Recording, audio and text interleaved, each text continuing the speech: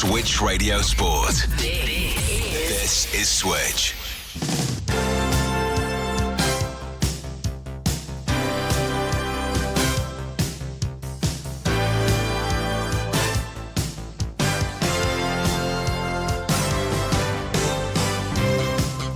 Worcester City win that game and they will be in Division 1 Midlands next season. Chance in ball control. Job's got chance in the penalty. Gets shot in and goes to the back of the net. And Cheyenne Jarvis gets the second goal for Leaford Athletic this afternoon. Found space in the 6-yard box. Back to the edge of the penalty area with the pass. Cross in towards the back post. Headed goalwards and in. That's a great shot from De Castro. Oh, what a save for Gray. And the Red Cube 2-0. Stourbridge have won the Division 1 Midlands title. The Women's Football Chat on Switch Radio.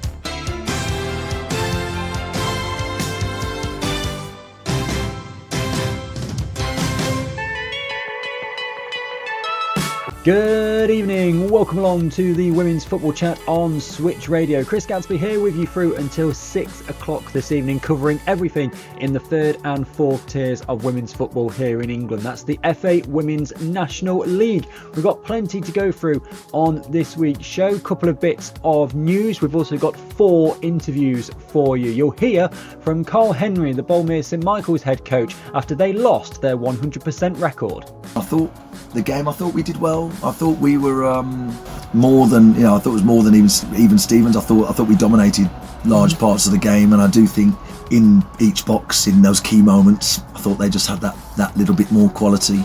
No such trouble for Adam Dunleavy and Notts County though. They maintain their 5th spot in Division 1 Midlands after a convincing win at the weekend.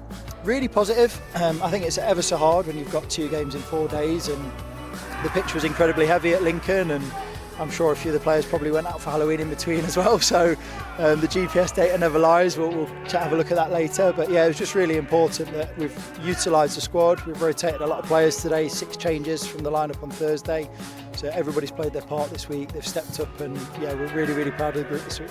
And Sutton Coldfield Town gained a valuable point in their fight against the drop out of Division 1 Midlands. You'll hear from their head coach Harry Rowe and defender Abby Jackson. Good performance. Did ask me if I'd take a draw against the king of the table with the way they've started. I'd probably said yes. Would have liked it at 3 points. I think we were probably a little bit poor in the final third today, but defensively really pleased. After 2 mistakes cost us on Thursday, it was important that we eradicated them, and I thought we did that superb. When we made a mistake, we got around it, we defended our goal really, really well, and we restricted them to maybe 2 or 3 chances of good value. Apart from that, they were not exactly peppering our door. We had counter-attacks and had moments too, so pleased with the defensive performance. I would have liked a little bit more going forwards, but happy with it. I think we knew it was going to be when we came into it and took our position, so we knew it was going to be a hard game and one that we had to graft through, and I think we did. You take the 0-0 probably before the game. It was probably quite a fair reflection. Neither team really had many chances, but I think both teams battled quite hard. All that to come then, plus the latest results, league tables, and a look ahead to a relatively quiet week in the FAWNL. But of course there is the second round of the Cup and Plate. Can they get rid of those 3 PGA sides? We'll go through everything here on the Women's Football Chat with you until 6.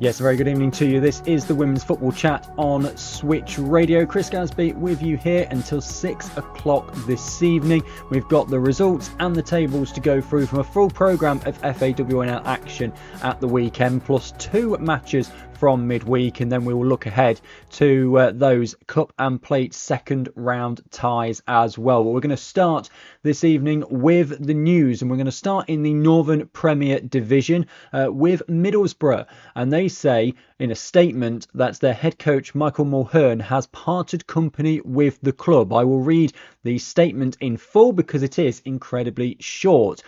Mick took over the reins in the summer of 2023 when Borough Women officially became part of Middlesbrough FC. He guided the club to promotion during his second season as head coach, and the team are now competing in WNL North Division 1. We would like to place on record our thanks to Mick for all his hard work and wish him all the very best for the future.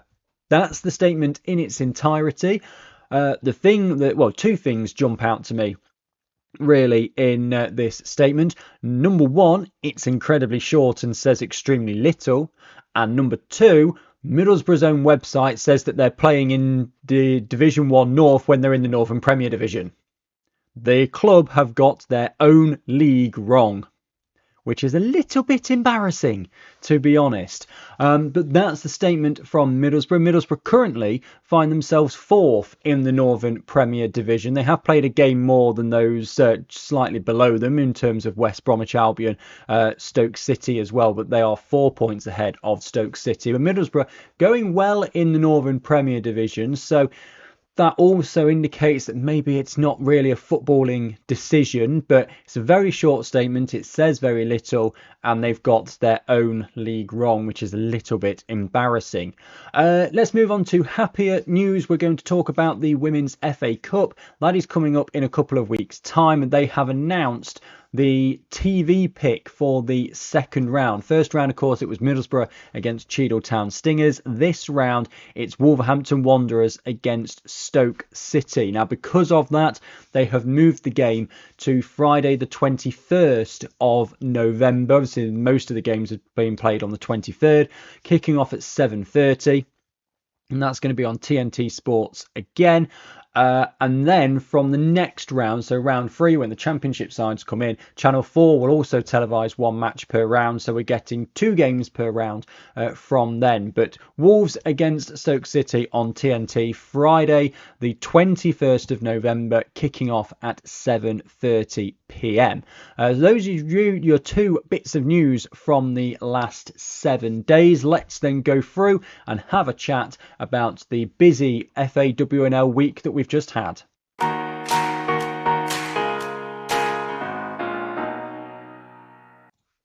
And we're going to start in the Northern Premier Division. As I said, full programme through the FAWNL plus 2 midweek fixtures to have a look at. So Halifax losing to Wolverhampton Wanderers by 2-0. Wolves getting the scoring done early. Amber Hughes in the 3rd minute, Loanne Worsey in the 8th minute. Those are the 2 goals that they needed to get themselves the 3 points. Good away win for Rugby Borough, 4-0 against Hull City. Goals in this one, Jessica Canwell, 2 for Lily Greenslade and 1 for Sophia Mallon.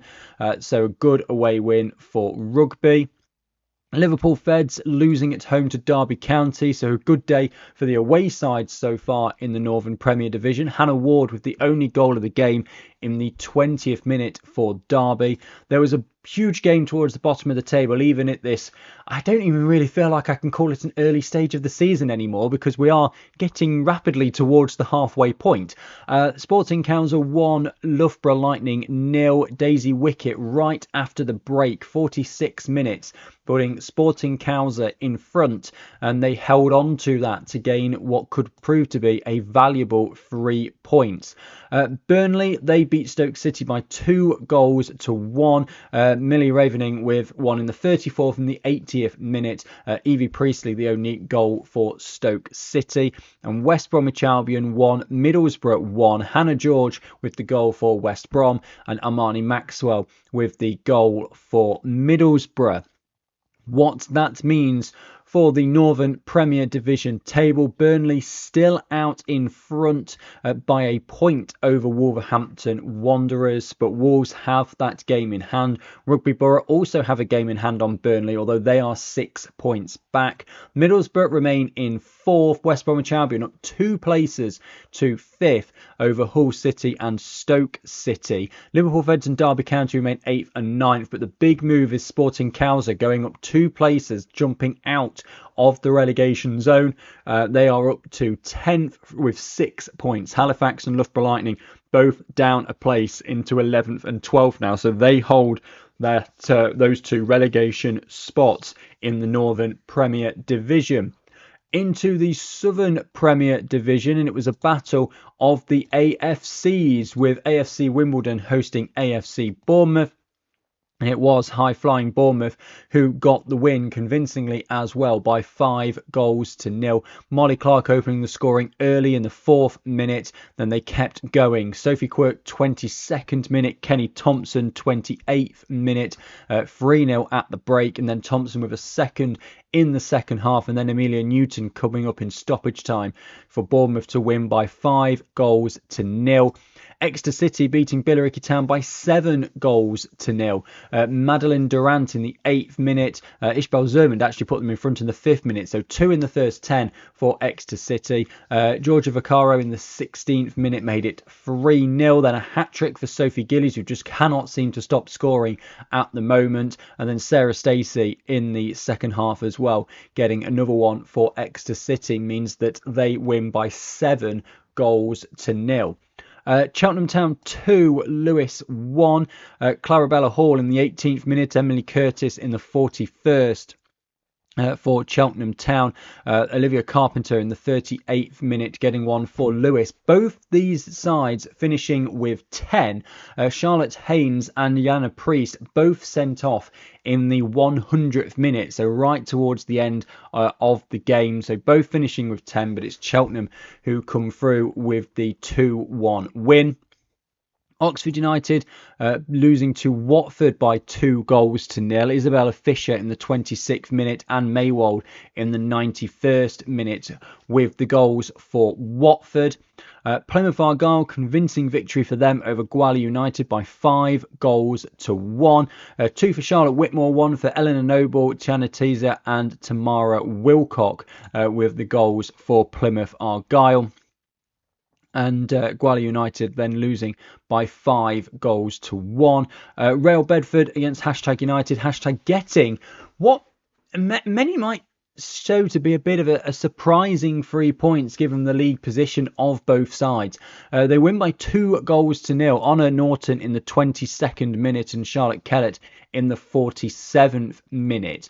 If you take a look at the Southern Premier Division table, I mean, it has rocketed United up from 11th up to 8th, but given that Real Bedford started the day in 3rd and United started in 11th, you can be forgiven for thinking it's maybe a little bit of a surprise that United went and got that 2-0 win that they did, and it's rocketed them up 3 places in the league up to 8th, mainly because the bottom half of the Southern Premier Division is so tight. But we'll start at the top. AFC Bournemouth and Watford locked together on 23 points. Bournemouth top of the table because of their better goal difference, and those two are 5 points clear of Plymouth Argyle now, who are in 3rd. Real Bedford dropped down to 4th.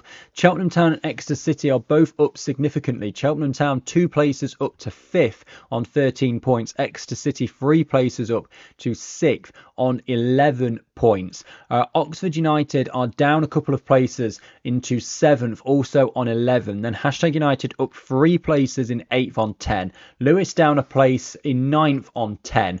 Gwali United down 4 places with that big loss to Plymouth. They're on 10 points as well and in 10th.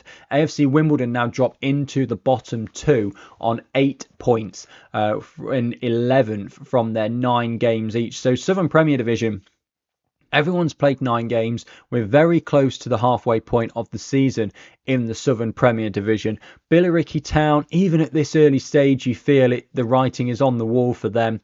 AFC Wimbledon have dropped into the bottom 2, but they are only 3 points away from Exeter City in 6th. That's how close the bottom of the Southern Premier Division table is at the moment. They are they are only 3 points behind 6th spot. They're 5 points behind 5th in the Southern Premier Division table. So there are a lot of teams with an awful lot to fight for in the Southern Premier Division.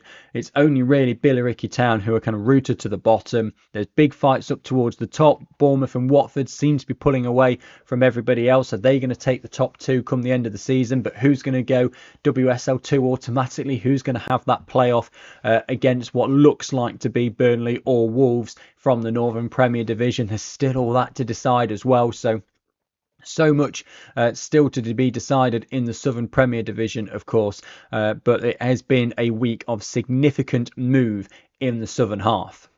Let's go through then into Tier 4. We'll start with Division 1 Midlands. Kidderminster Harriers losing to Leafield Athletic by 3-1. Grace Rogers with the only goal for Kidderminster Harriers, but Leafield Athletic were already 2-0 up by this point. Evangeline Gallup in the 3rd minute, Gemma Fraser in the 23rd minute before Kidderminster got one back. Then Gallup again in the 36th minute with the 3rd goal for Leafield Athletic. So all the scoring done in the first half in that game. Notts County 3, Northampton Town 0. Good win for them. There's 2 for Shaniqua Barnes in the second half and 1 for Leah Hardy as well. Notts County, unlike Leafield Athletic, Notts deciding to do all their scoring in the second half of that game. That's a big win for Notts County. Northampton Town, of course, struggling a little bit this season, but another good win for the Magpies. Adam Dunleavy is their head coach,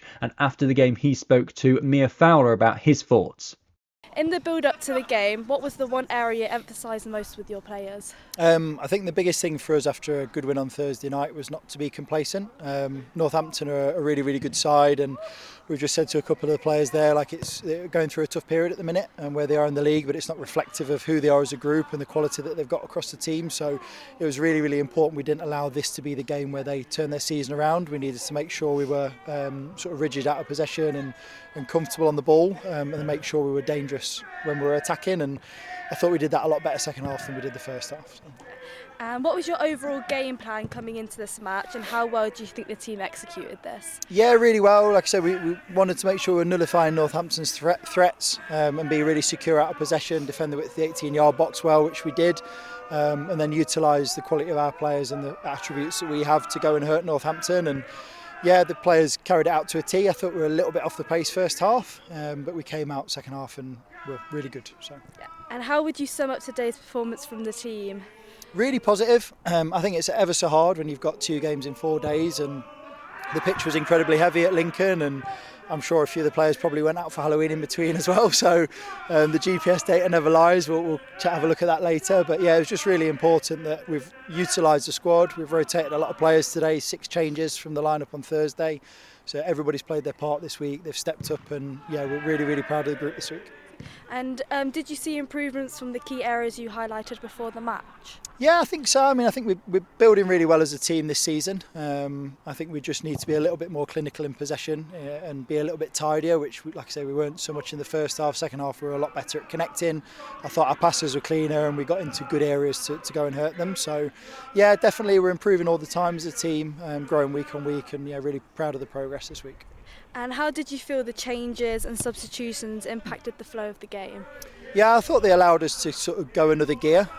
We felt, again, speaking about that first half, we felt we had like another gear to go into. The players came out and put on a really positive performance second half, and the energy when you can bring players like Rhea Bailey with her pace off the pitch, and Tony comes on and helps us connect, and Grace coming on, and the other players that have come into the fold, like they're all of a standard to start, and a lot of those did start on Thursday, so we're blessed that we've got that depth this year.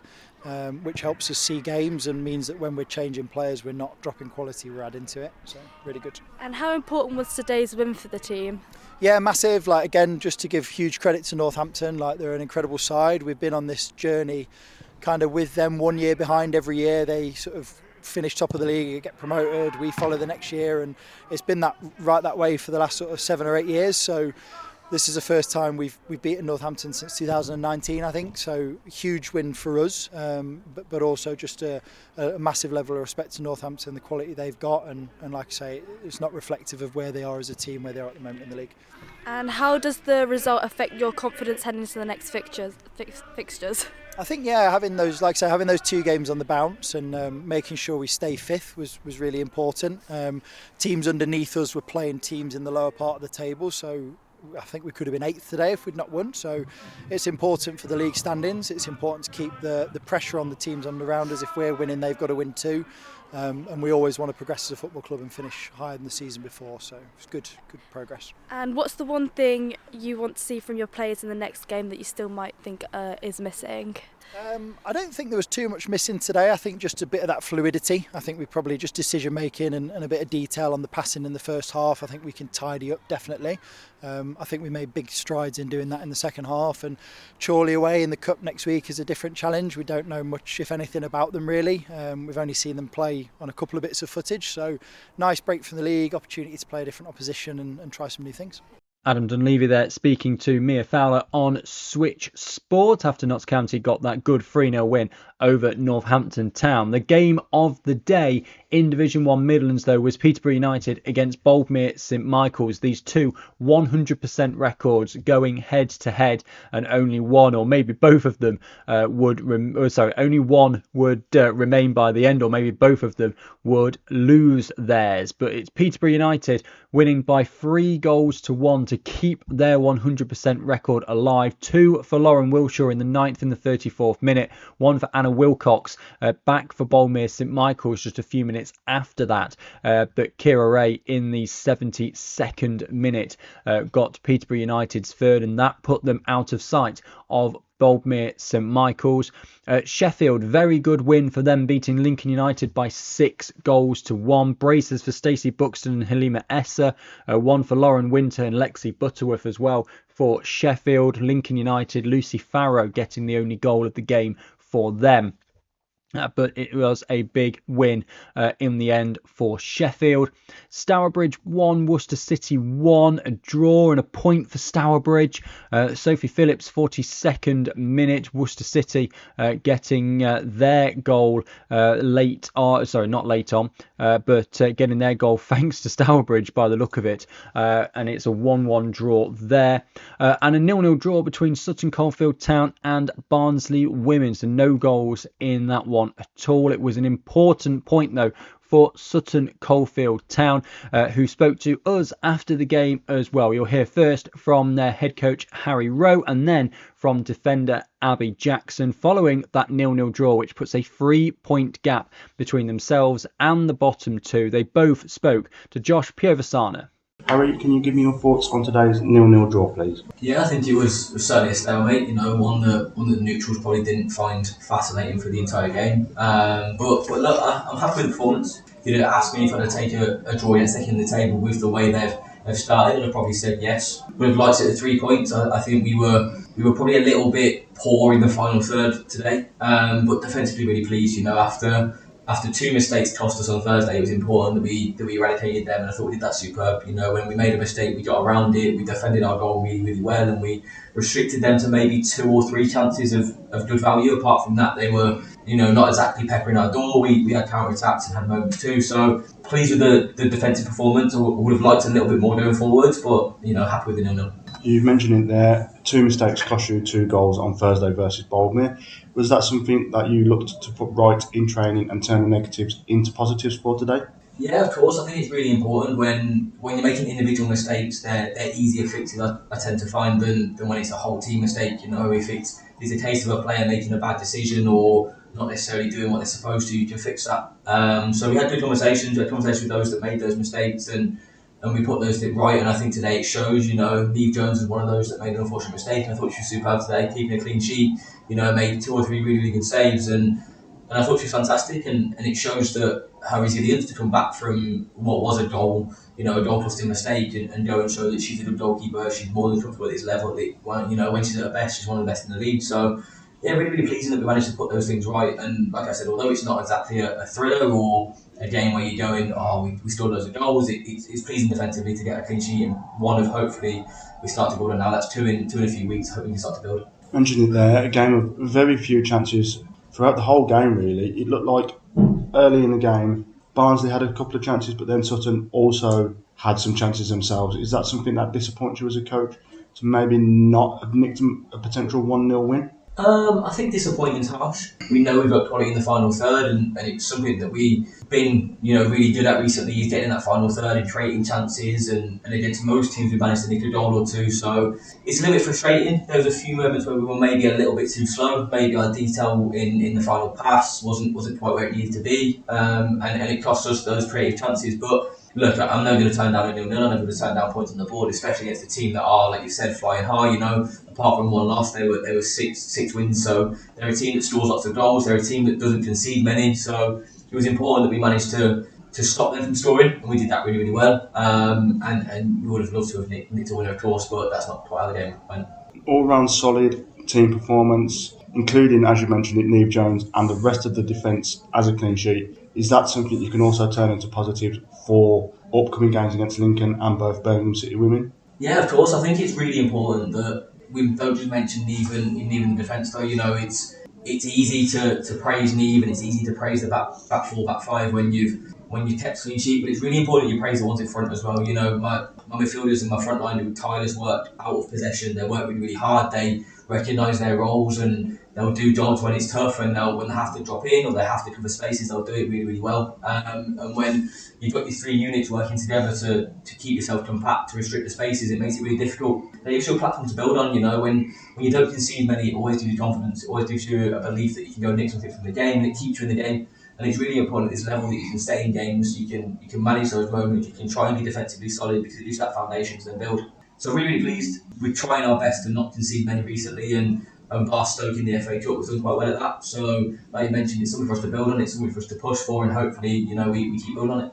As a team at this point during the season, are you where you expected to be, or do you think you maybe might be a little bit higher? I think it's difficult to say.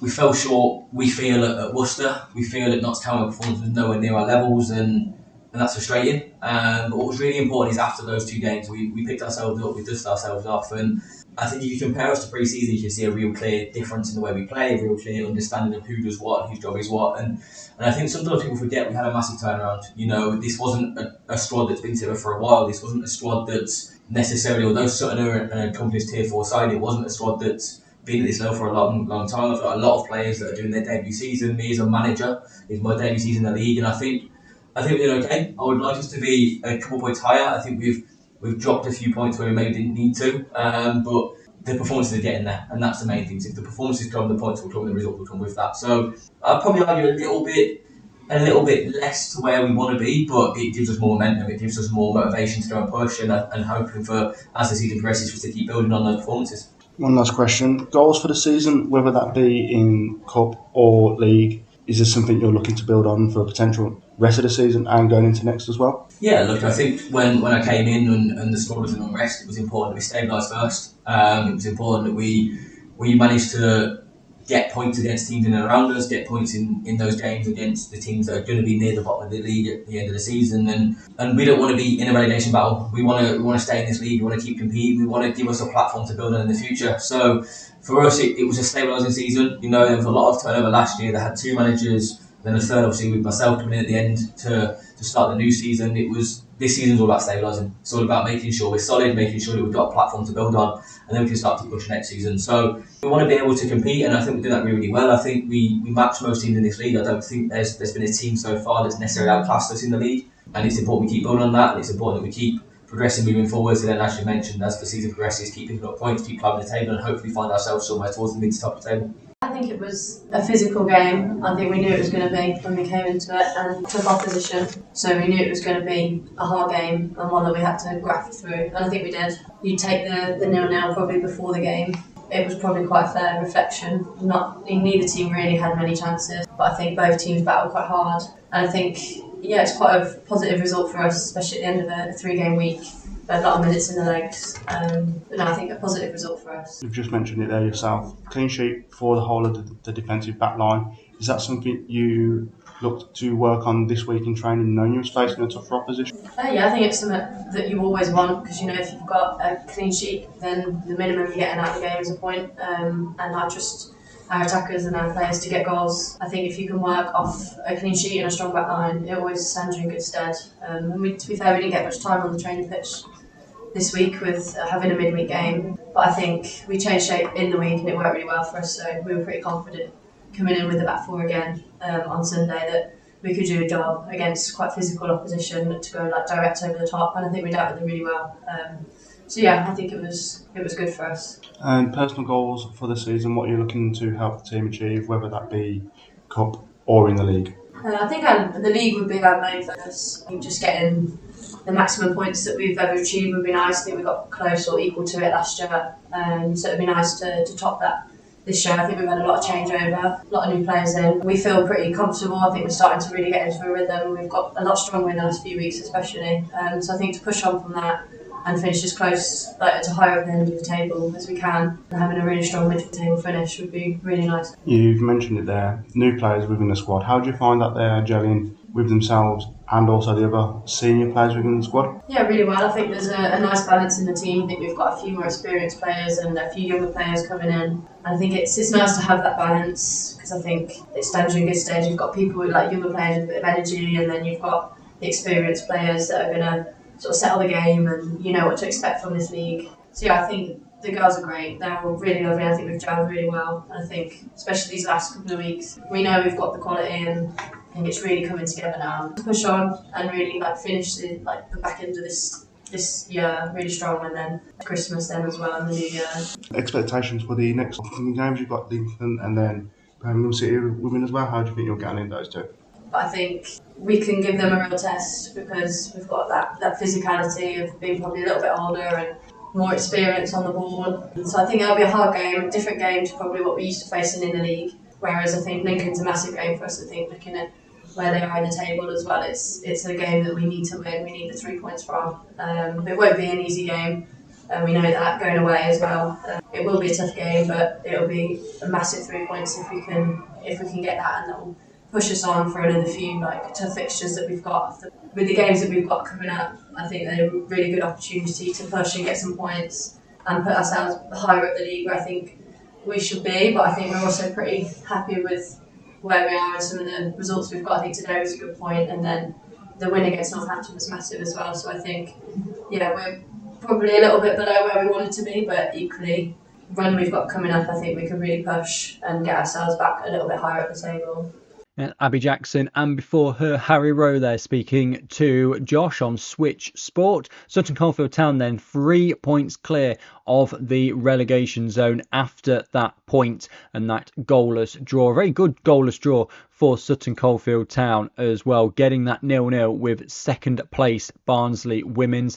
As the Division 1 Midlands table looks then, Peterborough United top of it with 21 points from 7 games. They keep their 100% record. Barnsley Women's are in second, but they have played a game more, and they've also played a game more than Leafield Athletic, who are up to third, and Boldmere St Michael's, who dropped to fourth, but they are only 1 point ahead of both of those sides. So Leafield Athletic and Boldmere St Michael's could both jump to 21 points with their game in hand over Barnsley Women's. Notts County remain in fifth. They're 6 points behind that top four, so it's starting to look as though there is going to be a bit of a mini league between those top four to see who is going to end up in those top 2 spots. Sheffield are up 2 places to 6th with their big win over Lincoln United.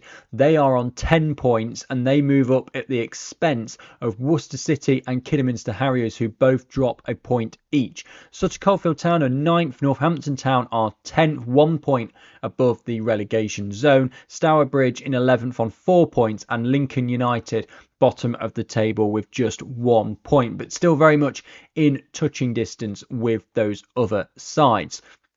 Let's hear then, because we've got to the end of Division 1 Midlands, we'll hear from the Boldmere St Michael's head coach Karl Henry after that defeat to Peterborough United. It means they've lost their 100% record and dropped a place in the Division 1 Midlands table. Here he is speaking to Kevin Moore. Karl, not to be today, 3-1 loss against Peterborough United. We knew how big an important game this was today, where one of the teams playing today was going to lose the 100% record in terms of league performance and league results. Is it frustrating? Because I don't think it was one of those games where Peterborough would say they've ran away with it. I don't think they would feel they dominated either. I thought a large part of the game, I thought it was very even Steven. Certainly the first half I felt. Is it a case of like key moments you just didn't take your chances you could have taken to actually win the game? Yeah, listen, I'm proud. We are proud of the group. A 3-game week is always tough, and I thought the girls equipped themselves brilliantly, and we had a number of players who had to go and play a third game. We asked 2 or 3 of them to give us 45 minutes. They ended up playing much longer. Really proud of the group, the effort levels, and I thought we did well. I thought we were more than, I thought it was more than even Stevens. I thought we dominated large parts of the game, and I do think in each box, in those key moments, I thought they just had that little bit more quality to finish their chances. Set pieces, of course, is always a big talking point in these sort of games as well, isn't it? Where you're hoping you do well on your set pieces. But 8 minutes in, they scored. Lauren Wilshaw getting on the score sheet as well. She found space, then penalty when the cross came over, didn't she? But after that goal got scored, though, Karl, I don't think Peterborough created any more chances to when they got the second goal. So it was a 10-15 minute spell where I think you nullified their threat. You were creating chances yourselves, really. But let's talk about that first goal to begin with. It was a bit frustrated that Wilshaw found that space in the penalty area when the ball came over to her. It was the girl who's just turned. I thought we allowed their player to turn and just almost walked past our back line, and that can't happen in a game of this magnitude. We were certainly disappointed with that. We just felt we gifted them at that first goal, and you want to, when you're going into a game like today, you're hoping that everybody brings their level. It's a prerequisite that everyone's going to work hard. So we had 2 teams who were honest, tough, tackling, hard-working teams, and it was probably going to be that bit of quality that shone through. So you don't want to gift anybody anything in a game of this magnitude, and unfortunately we did. We gifted them that first goal, so that was really frustrating from my point of view. Other than that first goal where we've just given them a goal, the rest of it, I thought we were brilliant. I thought they were hugely fortuitous with the second goal. Girls sort of a bit of a pot shot. Our girl slipped. Natasha Bailey's gone to close her down, and she slipped. She sort of swung her leg at it, and it's managed to find the top corner. I thought they were slightly fortunate with that, but disappointing nonetheless. It was throw-ins, 2 throw-ins, a corner. So the goals that we've conceded are disappointing. I do think that there's a slight vulnerability with marking. I think it's something I see throughout the women's game. Anna Wilcox scored a header against Sutton Town on Thursday, and we had Anna Wilcox and Tilly Astle were both free, completely free, unmarked in the box. It's something about, I think, the women's game where there's a lack of marking when it comes to set pieces, and something that we want to try and certainly improve on. But we had 3 1-on-1s today and not scored them. We hit the crossbar with one of them, and Anna Wilcox has had a free header from 7 yards out where she should score as well. We've had chances today and we've not put them away, but I'm hugely proud of the players. I thought it was a really good performance. We played Peterborough last season away. We came in at 1-0 down at half time. We got back to 1-1 second half, and we lost 2-1. I think they scored in the 85th minute from another corner, and well and truly we should have been 5 or 6-0 down at half time. So the difference in our performance today, I thought we played like a top side, other than gifting them that first goal. So hats off to our players. They put a monumental effort in this week. 2 wins out of 3. Well, it is. I mean, I was there Thursday when you played Sutton on the Thursday night. You don't get much preparation time for the game. It's a long day, as we know, and 3 games in a week is a tall order for any team, no matter what sort of squad numbers you've got, really. But you may change as well. Olivia Mitchell coming on in the second half as well. And I want to go back to Anna Wilcox's goal. Very great work by Natasha Bailey setting up the goal as well, Karl. And you put Anna back in the defensive duties for the second half, make some changes as well. But I thought Natasha Bailey played really well today. Natasha Bailey was fantastic. It was her best game. I said to her, best game in a Bolmere shirt. She was incredible, and she was nervous before the game, starting in such a big game. But we said we trust you, and we know what your qualities are, and go out and show it. And she did. I thought she was fantastic. She showed what she's all about, and it's taken her a while to adapt. Natasha, she's been out in America for a couple of years, and it's taken her a while to adapt to our style of play, but really pleased for her, setting up the goal as well for Anna Wilcox. But I thought Natasha, she tired second half and we had to bring her off, which was a shame because she'd been so instrumental for us. But I thought she was great. We had to make a change in the first half. We were struggling to cope with their nippy striker with balls down in the channel. She was causing us a lot of problems, so we needed to make a change, otherwise we probably would have conceded another couple. So we made that change, which is wasn't ideal, wasn't part of the game plan. just wasn't to be today. But fair play to Peterborough. I thought Peterborough are a good side. They're not unbeatable. There are chinks in their armour, and I thought we showed that today. We just weren't clinical when it mattered. But I like Peterborough a lot. I like their coaching staff and the way they play the game as well. I like the way they play. I thought they were a bit more direct today. I don't think they controlled the game maybe as much as they usually do, but that's because we also like to get on the ball and control the game. I thought we controlled large parts of today.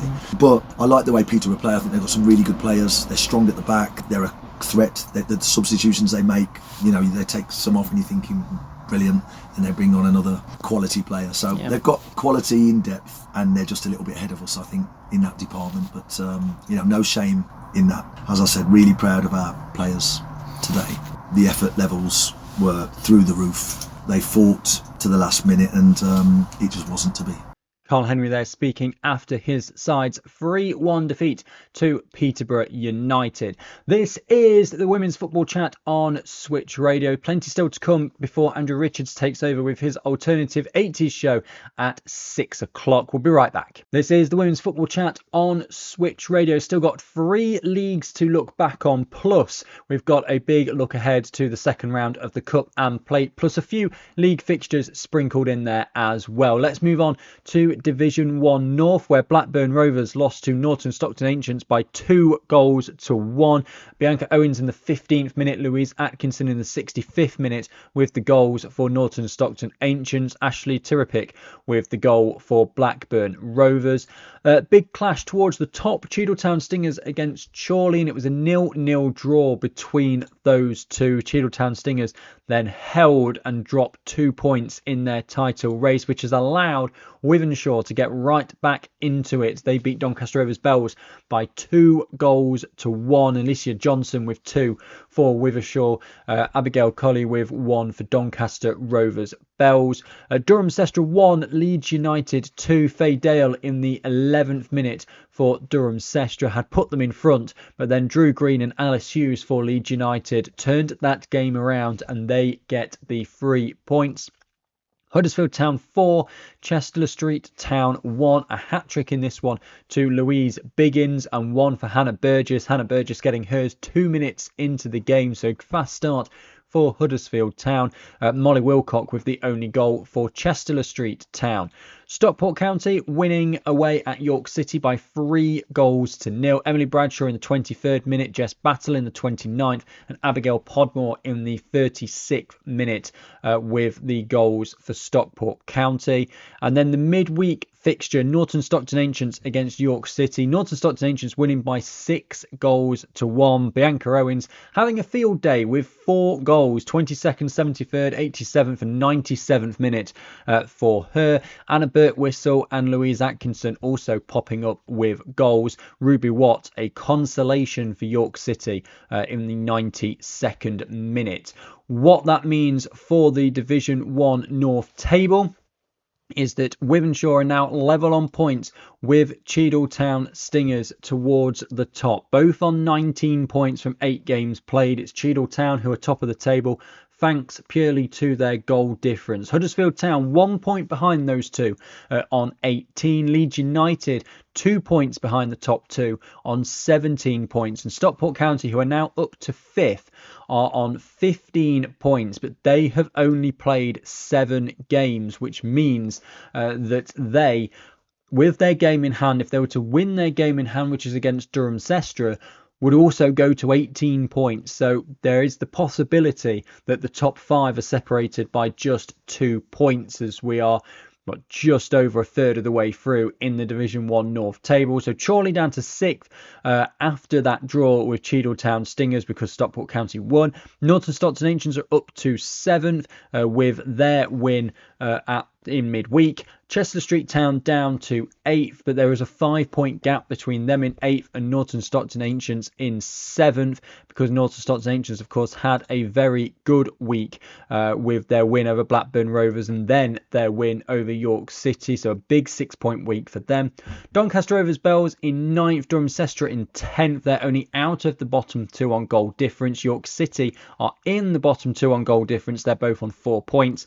Blackburn Rovers bottom of the table, yet to get off the mark this season. Division 1 South East then, Actonians 0, Queen's Park Rangers 0. A game between Cambridge United and Chatham Town abandoned. Cambridge United did have a couple of goals in this game, but then a horrific leg break. Leg break in 3 places and a dislocation. Sounds absolutely horrendous for Brooklyn Cheel Ferris, so we wish her all the best in her recovery. Dulwich Hamlet 1, Milton Keynes Dons 0. Kendra Brown with the only goal of the game there for Dulwich Hamlet.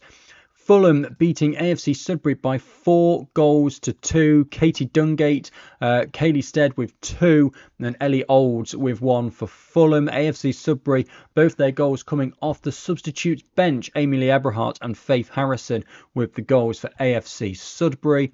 Luton Town 0, London Bees 1. Millie Isherwood with the only goal of the game. Good 3 points for London Bees. And Norwich City putting 9 past Chesham United, who got 2 themselves, but 2 for Laura Densley, Isabel Moore and Freya Simmons, and then 1 for and for Holly Kennard. 4 lots of braces for Norwich City, and then 1 for Grace Riglar as well. Jenny Nagel with the brace for Chesham United.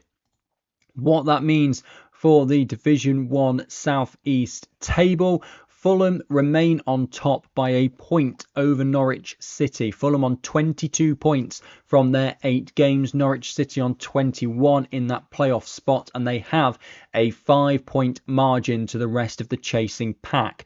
London Bees in 3rd, Queen's Park Rangers up a place to 4th, Chatham Town down a place, but of course they now have that game in hand after that abandonment with Cambridge United. And then that's kind of it in terms of movement for Division 1 South East. So Cambridge United remain 6th, Actonians remain 7th, Luton Town remain 8th, Dulwich Hamlet in 9th, Milton Keynes Dons in 10th. They have a 3-point gap to AFC Sudbury in 11th and Chesham United in 12th. AFC Sudbury, though, have a game in hand and the better goal difference than Milton Keynes Dons, but there is also worth mentioning a 5-point gap between Milton Keynes Dons in 10th and Dulwich Hamlet in 9th, which means that we see starting to form a 2 teams from those bottom 3 going to be going down. South West results then, just finally for the results from the past 7 days. Abingdon United 1, Bridgewater United 2. Molly Ligo Jackson with the goal for Abingdon United, but Amy Kingdon and Abby Carslake with the goals for Bridgewater United, which means they win by 2-1. Good win for Bournemouth Sports away at Ascot United. Rosie Eden right after half time, 46th minute, putting Bournemouth Sports in front, and they held on to that 1-0 win. Marine Academy Plymouth losing at home to Bristol Rovers by 3-2. Jerry Jo Guavin in the 7th minute, Abby Haitley in the 24th, Ruby Scarhill in the 41st with the goals for Bristol Rovers. Lucy Soloway with a consolation, it was a real fight back goal for Marine Academy Plymouth in the 91st minute after Samantha Drury had scored in the 18th. Gave them a bit of hope 91st minute to pull it back to 1 goal behind. They were unable to get an equaliser. Moneyfields have had a very good week. They beat Keynsham Town at the weekend by 6-0. Shannon Albury with a hat-trick, Sky Louise Granger with 1, Gemma Simmons with 1, Rebecca Tonks with 1 as well. So 6-0, they beat Keynsham Town. Portishead Town losing to Maidenhead United by 3-2. Maidenhead taking the lead early. Katie Ackerman in the 2nd minute, Ayla Charles in the 26th and Isabel Stockton in the 45th. Mia Blaisley in the 58th and Amy Clark in the 72nd with the goals for Portishead Town. Swindon Town keep on rolling, 5-0 winners over Worthing. Annabelle Colston, Libby Davis, Lacey J. Liggett, Elise Clayton with the goals for Swindon Town. And then in midweek, Moneyfields beating Bournemouth Sports by 7-0. It was 0-0 at half time, and then Moneyfields really turn on the style and end up winning by 7-0. That fixture reversed following last week's postponement from Bournemouth Sports. The fixture got reversed, Moneyfields playing it as their home game and winning by 7-0. Division 1 Southwest table, then a lot of movement in the midfield, but top and bottom, everything kind of stays as it is. So Swindon Town, top of the table on 24 points. It's now, though, just a 2-point lead over Moneyfields with their 7 wins and a draw. So Moneyfields in second. They've got a much better goal difference than Swindon Town, though, 31 plays 21. Bristol Rovers in third, Bridgewater United in fourth, 19 and 17 points. Then a big gap back to Bournemouth Sports in fifth on 10, Maidenhead United in sixth on 9. Both those sides jumped 3 places over the course of the last week, with Ascot United, Abingdon United and Marine Academy Plymouth all dropping by 2 into 7th, 8th and 9th respectively. Keynsham Town in 10th on 6 points, 2 points above the drop zone, and where Worthing are with 4 points from their 11th place. Portishead Town 1 point at the foot of the table. Still to come, we've got a look at the Cup and Plate fixtures here on Switch Radio.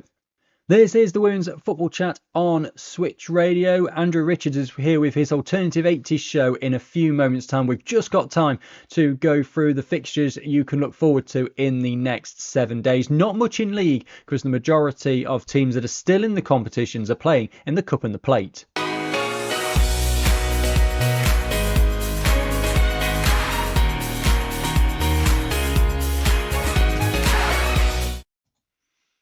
Northern Premier Division, then just 2 fixtures in this one. Sporting Cowser against Rugby Borough, that's 10th against 3rd. Rugby will look to try and get a little bit more ground towards the top 2. Sporting Cowser can pull themselves further away from the relegation zone in terms of points, but can't actually jump any places if they were to get the win. And Stoke City against Loughborough Lightning, 7th against bottom of the table Loughborough. Loughborough, bit like Sporting Cowser did last week, can pull themselves out of the bottom 2 with a win. A point wouldn't do it unless there was a big defeat for Sporting Cowser because of that goal difference swing, but I suppose a point might just be enough. Stoke City could climb 2 places up to 5th if they take the win. Division 1 Midlands, there's a couple of fixtures as well. Peterborough United against Leafield Athletic. Top of the table, Peterborough, of course, didn't have the greatest of time in the group stages of the Cup. Leafield Athletic in 4th. Now, if Leafield are able to beat Peterborough, they would go level on points with them. But Peterborough United, and this is their game in hand over Barnsley, so they could pull themselves 5 points clear at the top of the table. Elsewhere, Sheffield, who are currently in 6th, they could go up 1 place above Notts County if they beat Boldmere St Michael's. Boldmere St Michael's could get themselves back into that playoff spot if they get a point or if they win. And obviously Leafield Athletic then don't end up beating Peterborough, though they can get there a little bit more convincingly. They could, of course, win, and if Leafield Athletic win by significantly more, then they don't end up in the playoff spots by the end of the day. Division 1 South East, just 1 game. Milton Keynes Dons in 10th against Fulham, who are top of the table. Fulham, this will be 1 game played more than Norwich and London Bees, but they will have that psychological advantage then of being 4 points clear at the top of the table. Milton Keynes Dons, they can't climb the table anymore, but they can get themselves 6 points clear if they do pull off a win against Fulham away from the relegation zone. And Division 1 South West, Worthing against Abingdon United. Worthing in 11th, Abingdon United are in 8th. Worthing would climb out of the bottom 2 with a win. Abingdon United could climb 3 places and go up to 5th if they were to get the win on the road. FAWNL Plate, then we're going to start there. Chorley against Notts County, Cheadletown Stingers against Huddersfield Town, Stockport County against Durham Sestra, Halifax against Birmingham's PGA side, Gwalior United take on London Bees, Maidenhead United against Moneyfields, Ascot United against London City Lionesses Academy side, and Norwich City against Brighton Hove Albion's PGA side. So 3 PGA sides left in the FAWNL Plate. This, of course, the round of 16, the quarterfinals await, but Chorley of Division 1 North against Notts County in the Midlands, 2 teams that are pretty much in mid-table. Cheadletown Stingers flying high at the top of the North, Huddersfield Town also in the North. Stockport County against Durham Cestra, again 2 Division 1 North sides. Halifax of the Northern Premier Division, they may be the best opportunity to knock a PGA side out, although they're not in the best run of form, Halifax. Gwalior United are hosting lower division London Bees. Maidenhead United against Moneyfields, that's an all Division 1 South West tie. Moneyfields of course going well towards the top. Ascot United against London City Lionesses. Maybe the travel for London City Lionesses might play an impact in that one, but of course we'll all be rooting for Ascot United. And Norwich City going well towards the top of South East against another PGA side. Hopefully those 3 PGA sides will all be eliminated by the end of Sunday. Into the Cup. Middlesbrough against Liverpool Feds, an all Northern Premier Division tie. Burnley at the top of the Northern Premier Division against Real Bedford, currently 4th in the Southern Premier Division. West Bromwich Albion against Leeds United is our feature commentary on Switch Sport tomorrow. Kevin Moore will be there as the Baggies try to get through to the quarter-final against a Tier 4 side. Tier 4 AFC Sudbury, of course, struggling a little bit at the moment in Division 1 South East, but are going very well in the Cup. They host high-flying Wolverhampton Wanderers. That's a long trip for Wolves, but should be a great tie, that one. Lewis against Dulwich Hamlet is Southern Premier Division against Division 1 South East. Plymouth Argyle against Oxford United, an all Southern Premier Division clash. Swindon Town against Cheltenham Town, a team perfect in Division 1 South West against a team from the Southern Premier Division. That'll be an interesting one to look at. And that old rivalry renewed once again. Exeter City against AFC Bournemouth. They both fought so hard to get out of Division 1 South West into the Southern Premier Division, and now they face each other again in the Cup. See who gets the better of that one. But that's everything you can look forward to in the next 7 days here on the Women's Football Chat, the FAWNL. Not so many league fixtures, but Cup always throws up some interesting things as well. Be back next week bringing you all of the very latest. There's a big programme coming up again, but it is County Cup weekend next weekend, so there is some fixtures that have been postponed, but we'll see how many PGA sides get through in the plate. We'll know who the last 8 are. We'll have had the draw as well, so there will be plenty to go through on next week's show. Andrew Richards with his Alternative 80s show is with you after the news at 6.